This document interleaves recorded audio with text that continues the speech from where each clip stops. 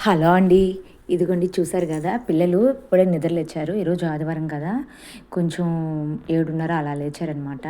ఇంకా నేను ఇల్లు అవి చిమ్ముకొనేసి, అంట్లు తోమేసి, ఇంకా టీ పెట్టుకొనైతే తాగేసి, ఇంకా ఇడ్లీ పెట్టేసి రెడీగా ఇడ్లీ పెట్టేసి, చట్నీ అయితే చేసేసుకొని ఇంకా బయటకి తీసుకుపోయాను నేను ఇంకా పిల్లల్ని. వాళ్ళిద్దరినైతే ఇలా మెట్టు మీద కూర్చోబెట్టాను. వీరిగోండి వీళ్ళిద్దరే మా పిల్లలు.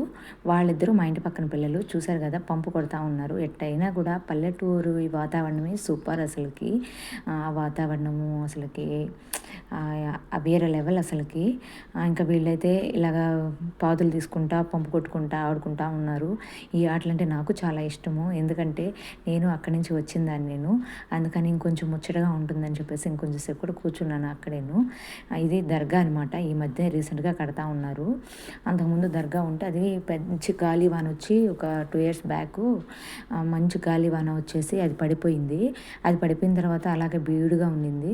తర్వాత ఊళ్ళో అందరూ కలిసి చందాలు వేసుకొని అక్కడైతే దర్గా అయితే కట్టారు. ఆ దర్గా వచ్చిన అప్పటి నుంచి చాలా బాగుంది. ఆ దర్గా లేనప్పుడు ఏదో బోసిపోయినట్టుగా ఉండింది. అసలు పెద్ద చెట్టు కూడా ఉండింది అక్కడ. ఆ చెట్టు కూడా చాలా నీడిచ్చేది అందరికీను.